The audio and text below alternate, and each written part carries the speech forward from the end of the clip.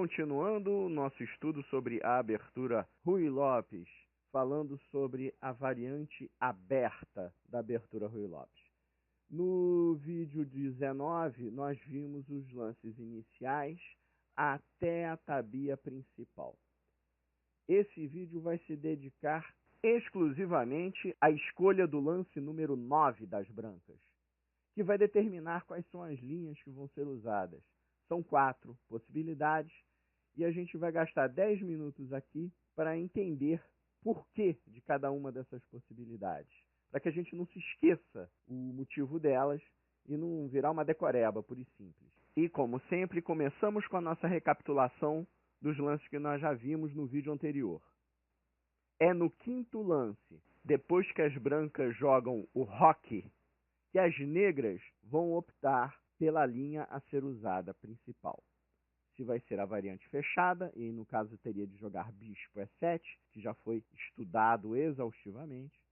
E agora, a opção que nós estamos vendo é, no lugar de bispo E7, jogar cavalo captura E4, entrando na variante aberta. Brancas têm a opção de utilizar a linha torre E1, que já foi avaliada no vídeo 19 e nós não vamos mais comentar sobre ela. Consideramos como linha principal o lance D4, que por sua vez é respondido pelas negras com D5, bispo D3, recuando, é claro. Segue D5, que é um lance típico das negras, nas linhas de tipo aberta. Brancas recuperam o seu peão jogando D captura E5 e finalmente negras jogam bispo E6, apoiando o peão de D5 e chegando à tabia principal da variante aberta da Ruy Lopes.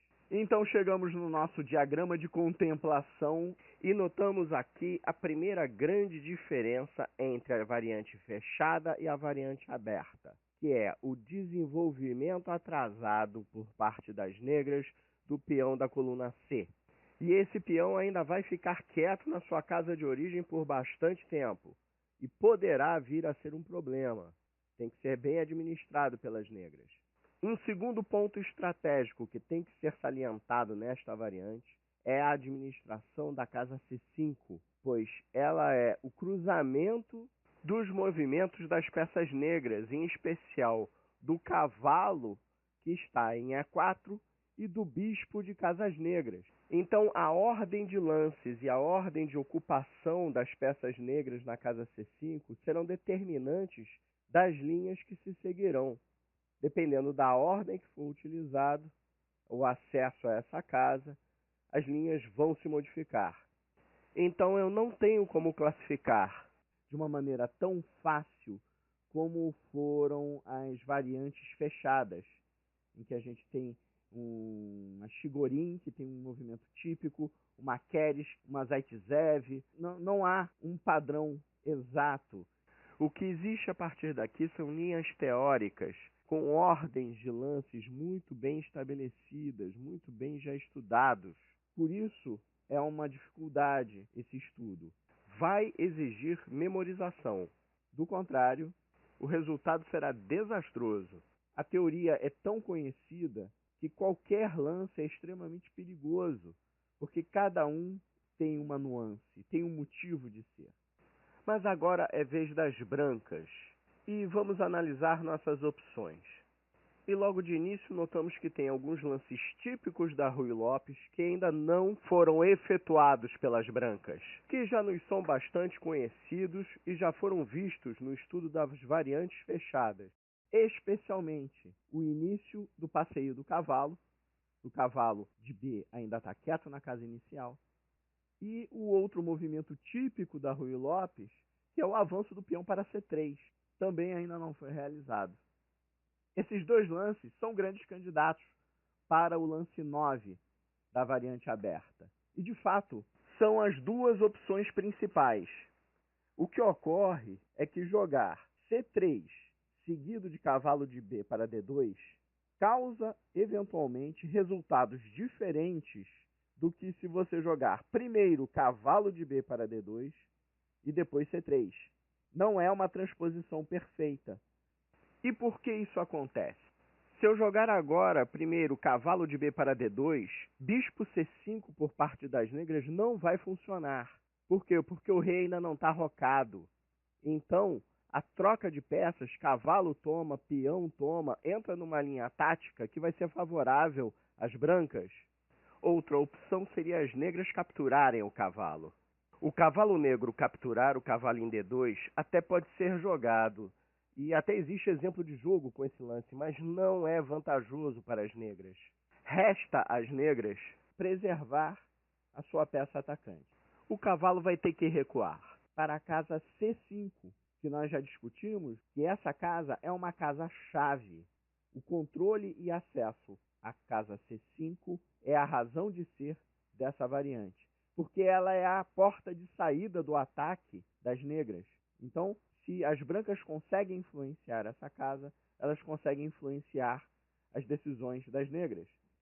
Ora, sabendo disso, se eu jogar imediatamente cavalo de B para D2, o cavalo vai recuar para C5, e recuando para C5, a casa ficando ocupada, o que acontece?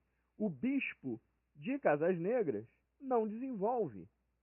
Ou ele vai ficar em E7, ou as negras vão ter que criar uma solução diferente, e essa solução é bastante complicada, tem uma complexidade tática bastante grande.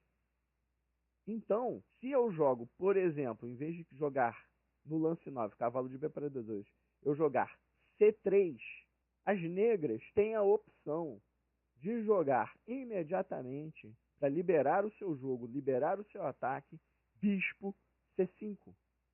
Essa ativação rápida, ela cria uma linha extremamente forte para as negras.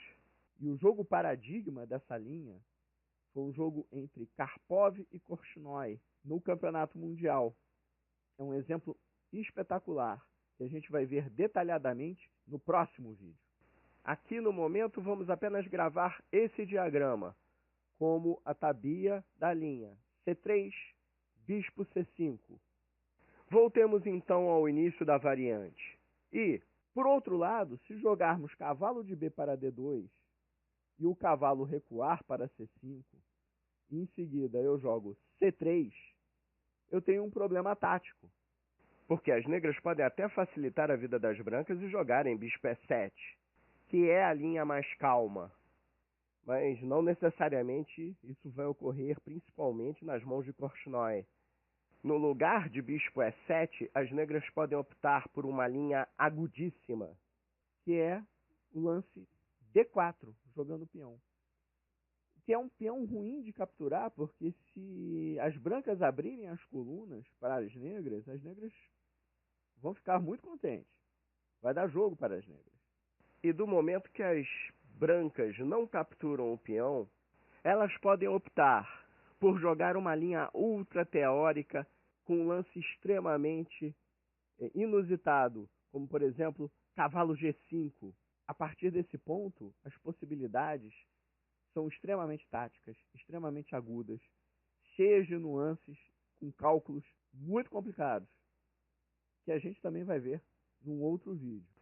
Encerrando então a discussão sobre as duas primeiras possibilidades de movimento, C3 ou cavalo de B para D2, se você é um cara esperto, você já sabe qual é o terceiro lance candidato que as brancas têm para o lance número 9. É claro, bispo E3 imediatamente. E isso vai fazer com que o bispo ataque a casa C5, tentando imprimir algum controle naquela região. Isso antes de jogar cavalo de B para D2, para o bispo não ficar preso. Tem vantagens e tem desvantagens, porque isso abre possibilidade para as negras de responder de outras formas. E é, novamente, uma linha específica, que vai ser estudada à parte. A última possibilidade é as brancas jogarem dama E2. E dama E2 é um lance bastante interessante. Essa é uma variante completamente diferente das outras três que eu acabei de mencionar. É um outro grupo, é realmente uma outra variante. ter uma teoria completamente diferente. Por quê? Quando eu jogo dama para E2, eu não só estou dizendo que a minha torre do roque vai se posicionar por D1, controlando a coluna D e não a coluna E, mas eu dou a possibilidade de, no lugar de eu jogar C3, eu posso jogar direto C4, batendo na estrutura de peões das negras.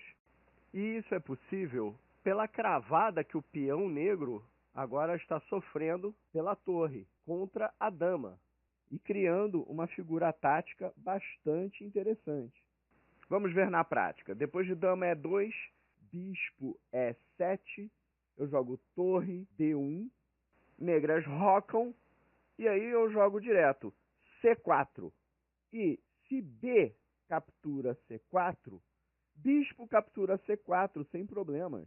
O peão de D não pode capturar o bispo. Outra opção é as negras jogarem bispo C5. Na sequência, brancas precisam proteger o peão em F2 e jogam bispo E3. Após o roque das negras, então podem jogar torre D1. Bispo captura E3, dama captura E3, cavalo E7. E são essas 4 possibilidades. Eu tinha que discutir isso antes de mostrar as linhas específicas, porque senão ficava no ar a ideia da estratégia e ia virar decoreba os jogos. Eu não tenho intenção disso. A gente tem que entender por quê de cada lance. E então, eu já cumpri os 10 minutos, conforme eu falei, isso para decidir um único lance. E graças a Deus você está decidindo esses 10 minutos aqui nesse vídeo e não no tabuleiro com o relógio rolando. Então, nós vamos ver para cada uma dessas possibilidades um jogo diferente. Começando pela linha C3, bispo C5, Karpov versus Korchnoi. Esse será o próximo vídeo, o de número 21, é a continuação dessa aula. E até a próxima então. Não esquece, gente, por favor, dê a sua curtida, façam a sua inscrição no canal se vocês ainda não fizeram. Obrigado, até a próxima.